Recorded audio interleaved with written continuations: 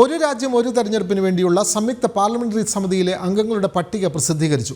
ലോക്സഭയിൽ നിന്ന് 21 അംഗങ്ങളും രാജ്യസഭയിൽ നിന്ന് 10 പേരുമാണ് കമ്മിറ്റിയിൽ ഉൾപ്പെട്ടിട്ടുള്ളത്. പ്രിയങ്ക വാദ്ര, മനീഷ് തിവാരി, ധർമ്മേന്ദ്ര യാദവ്, കല്യാൺ ബാനർജി, സുപ്രിയ സുലെ, ഏകനാഥ് ഷിൻഡെ, സംബിത് പത്ര, അനിൽ ബലൂനി, അനുരാഗ് സിംഗ് ഠാക്കൂർ എന്നിവരെ അംഗങ്ങളായി തെരഞ്ഞെടുത്തിട്ടുണ്ട്. ബജറ്റ് സമ്മേളനത്തിലെ അവസാന ആഴ്ചയിലെ ആദ്യ ദിനം ഈ സമിതി റിപ്പോർട്ട് സമർപ്പിക്കും. വിവരങ്ങളുമായി ന്യൂസ് ഡെസ്കിൽ നിന്ന് വൈസൺ ജോസ് ചേരുന്നു. വൈസൺ ജോസ്, സംയുക്ത പാർലമെന്ററി കമ്മിറ്റിയിലേക്ക് ലോക്സഭയിൽ നിന്നും രാജ്യസഭയിൽ നിന്നുള്ള അംഗങ്ങളെ ഇപ്പോൾ പ്രഖ്യാപിച്ചിരിക്കുന്നു. കൂടുതൽ വിവരങ്ങൾ വിനോദ്, ഇപ്പോൾ നമുക്ക് ലഭ്യമാകുന്ന വിവരങ്ങൾ അനുസരിച്ച് ലോക്സഭാ സെക്രട്ടേറിയറ്റിൽ നിന്നും അറിയിക്കുന്നതനുസരിച്ച് 21 ലോക്സഭാ അംഗങ്ങളെ ജോയിന്റ് പാർലമെന്ററി കമ്മിറ്റിയിലേക്ക് ഇപ്പോൾ നിയോഗിച്ചു കഴിഞ്ഞിട്ടുണ്ട്. നേരത്തെ നൽകിയ പേരുകളിൽ വ്യക്തമാക്കിയതുപോലെ കേരളത്തിൽ നിന്നുള്ള MP പ്രിയങ്ക ഗാന്ധി വദ്ര ഉൾപ്പെടെയുള്ളവർ ഉൾപ്പെടുന്ന 21 അംഗ കമ്മിറ്റിയെയാണ് ലോക്സഭയിൽ നിന്നും നോമിനേറ്റ് ചെയ്തിരിക്കുന്നത്. അതുപോലെ 10 അംഗങ്ങളെ രാജ്യസഭയിൽ നിന്നും നോമിനേറ്റ് ചെയ്യും.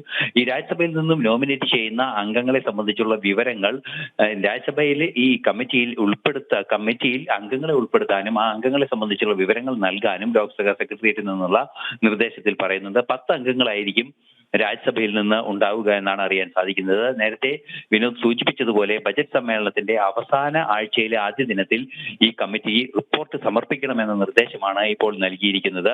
മാത്രമല്ല, ഈ കമ്മിറ്റിയിൽ 31 പേരുണ്ടാകും. സ്വാഭാവികമായും 3-1 പേർ 11 പേരായിരിക്കും കമ്മിറ്റിയുടെ കോറം എന്നുമാണ് നിലവിൽ അറിയാൻ സാധിക്കുന്നത്.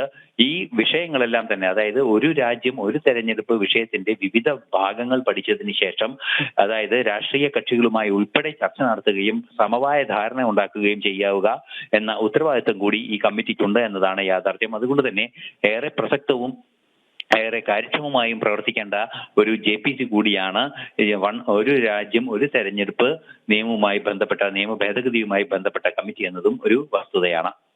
വളരെ വ്യക്തമാണ്. ഒരു രാജ്യം ഒരു തെരഞ്ഞെടുപ്പിനുള്ള സംയുക്ത പാർലമെന്ററി കമ്മിറ്റിയായി ലോക്സഭയിൽ നിന്ന് 21 രാജ്യസഭയിൽ നിന്ന് 10 അംഗങ്ങളെ ഉൾപ്പെടുത്തിക്കൊണ്ടുള്ള പട്ടികയാണ് ഇപ്പോൾ പുറത്തു വന്നിട്ടുള്ളത്. വിവരങ്ങൾ നൽകുകയായിരുന്നു ന്യൂസ് ഡെസ്കിൽ നിന്നും വൈസൺ ജോസ്.